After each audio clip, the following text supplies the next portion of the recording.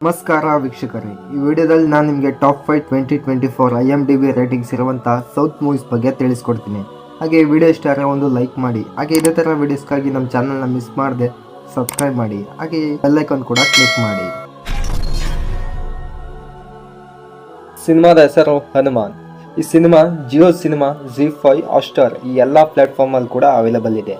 ಹಾಗೆ ಈ ಸಿನಿಮಾದ IMDb ರೇಟಿಂಗ್ಸ್ ಬಂದು 7.9 ಔಟ್ ಆಫ್ 10 ಇದೆ. ಹಾಗೆ ಈ ಸಿನಿಮಾದ ಕಥೆ ಬಂದು 1998 ಒಬ್ಬ ಹುಡುಗ ಮೈಕಲ್ ಸೂಪರ್ ಹೀರೋ ಆಗಬೇಕು ಅಂತ ಹೇಳ್ತಾನೆ. ಬಟ್ ಅವನ ತಂದೆ ಮತ್ತು ಅವನ ತಾಯಿ ಅದಕ್ಕೆ ಒಪ್ಪಲ್ಲ. ಒಂದು ದಿನ ಅವ್ರ ಅಪ್ಪ ಅಮ್ಮ ಬೆಂಕಿ ಅಪಘಾತದಲ್ಲಿ ಸತ್ತೋಗ್ಬಿಡ್ತಾರೆ. ನೆಕ್ಸ್ಟ್ ಮೈಕಲ್ಲು ಮುಂಬೈಗೆ ಸೂಪರ್ ಹೀರೋ ಆಗಬೇಕು ಅಂತ ಬರ್ತಾನೆ. ಬಂದಮೇಲೆ ಅವನು ಅಲ್ಲಿ ಸೂಪರ್ ಹೀರೋ ಆಗೋಕ್ಕೆ ಎಲ್ಲ ಪ್ರಯತ್ನ ಪಡ್ತಾ ಇರ್ತಾನೆ. ನೆಕ್ಸ್ಟು ಈ ಸಿನಿಮಾದ ನಾಯಕನ ಪರಿಚಯ ಆಗುತ್ತೆ. ಈ ಸಿನಿಮಾದ ನಾಯಕ ಒಂದು ಊರಲ್ಲಿ ಕಳ್ತನ ಮಾಡ್ಕೊಂಡು ಅವ್ನು ಜೀವನ ಮಾಡ್ತಾ ಇರ್ತಾನೆ. ಅವ್ರ ಮನೇಲಿ ಅವನು ಮತ್ತು ಅವ್ರ ಅಕ್ಕ ಇಬ್ಬರೇ ಇರ್ತಾರೆ. ಒಂದು ದಿನ ಅವನಿಗೆ ಒಂದು ಹನುಮಂತ ಶಕ್ತಿ ಇರುವಂಥ ಒಂದು ರತ್ನ ಸಿಗುತ್ತೆ. ಆ ಸಿಕ್ಕಿದ್ಮೇಲೆ ಅವನಿಗೆ ಎಷ್ಟೆಲ್ಲ ಪವರ್ ಬರುತ್ತೆ, ಆ ಪವರ್ ಯೂಸ್ ಮಾಡ್ಕೊಂಡು ಅವ್ನು ಏನೇನೆಲ್ಲ ಕೆಲಸ ಮಾಡ್ತಾನೆ, ಮುಂದೆ ಆ ಊರಲ್ಲಿ ಅವ್ನು ಹೆಂಗೆ ಬದುಕ್ತಾನೆ ಅಂತ ಈ ಸಿನಿಮಾದಲ್ಲಿ ನೀವೇ ನೋಡ್ಬೋದು.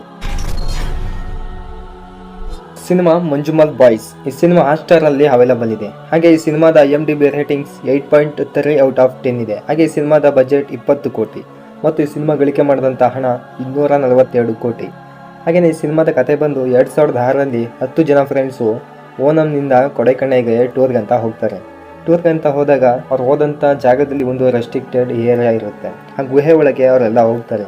ಅಲ್ಲಿ ಹೋಗಿ ಅವರ ಗ್ರೂಪ್ ನೇಮ್ ಆದಂಥ ಮಂಜುಮಲ್ ಬಾಯ್ಸ್ನಂತ ಕಲ್ ಮೇಲೆ ಕೆತ್ತಕ್ಕಂತ ಹೋಗ್ಬೇಕಾದ್ರೆ ಒಬ್ಬ ಮಿಸ್ ಆಗಿ ಕಾಲ್ ಜಾರಿ ಆ ಗುಹೆ ಒಳಗೆ ಗುಹೆ ಒಳಗೆ ಬಿದ್ದಾದ್ಮೇಲೆ ಅವನ್ನ ಅಲ್ಲಿಂದ ಯಾರು ಕಾಪಾಡ್ತಾರೆ, ಅವ್ನ ಅಲ್ಲಿ ಮೇಲೆ ಎತ್ತಕ್ಕೆ ಏನೆಲ್ಲ ಸಾಹಸ ಆಗುತ್ತೆ, ಅವ್ನು ಬದುಕಿಡ್ತಾನ ಅಥವಾ ಸತ್ತೋಗ್ತಾನ, ಹಾಗೆ ಗುಹೆಯಿಂದ ಯಾರು ಅವನ್ನ ಕಾಪಾಡ್ತಾರೆ ಅಂತ ಈ ಸಿನಿಮಾ ನೋಡಿದ್ರೆ ನಿಮಗೆಲ್ಲ ಗೊತ್ತಾಗುತ್ತೆ.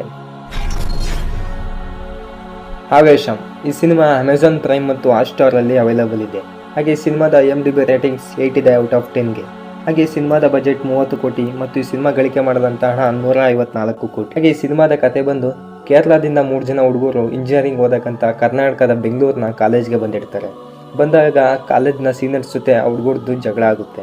ಆಗ ರಂಗ ಬಂದು ಅವ್ರನ್ನ ಪ್ರಾಬ್ಲಮ್ನ ಸಾಲ್ವ್ ಮಾಡ್ತಾನೆ. ಹಾಗೆ ಒಂದು ದಿನ ರಂಗ ಮತ್ತು ಬಾರಲ್ಲಿ ಕುಡಿದಾಗ ರಂಗ ಅವ್ರನ್ನ ಹಾಸ್ಟ್ಲಿಗೆ ಬಿಡೋಕ್ಕಂತ ಬರ್ತಾನೆ. ಬಂದಾಗ ಹಾಸ್ಟ್ಲ ವಾರ್ಡನ್ನು ಒಳಗೆ ಸೇರಿಸೋದಿಲ್ಲ, ಟೈಮ್ ಆಗಿದೆ. ರಂಗ ಅವ್ರ 3 ಜನ ಅವ್ರನ್ನ ಹಳೆ ಮನೆ ಕಂದ ಕರ್ಕೋಗ್ತಾನೆ. ಅವ್ರು ಕರ್ಕೋದ್ಮೇಲೆ ಅಲ್ಲಿ ಏನೆಲ್ಲ ಘಟನೆ ನಡೆಯುತ್ತೆ, ಮುಂದೆ ಈ ಸಿನಿಮಾದಲ್ಲಿ ಏನೇನೆಲ್ಲ ಆಗುತ್ತೆ ಅಂತ ಸಿನಿಮಾ ನೋಡಿ ನಿಮಗೆ ಎಲ್ಲ ಗೊತ್ತಾಗುತ್ತೆ. ಸಿನಿಮಾದ ಹೆಸರು ಪ್ರೇಮಲು. ಇದು ಒಂದು ಕಾಮಿಡಿ ರೊಮ್ಯಾನ್ಸ್ ಸಿನಿಮಾ. ಈ ಸಿನಿಮಾ ಹಾಟ್‌ಸ್ಟಾರಲ್ಲಿ ಅವೈಲೇಬಲ್ ಇದೆ. ಹಾಗೆ ಸಿನಿಮಾದ IMDb ರೇಟಿಂಗ್ಸ್ ಬಂದು 7.9 ಔಟ್ ಆಫ್ 10 ಇದೆ.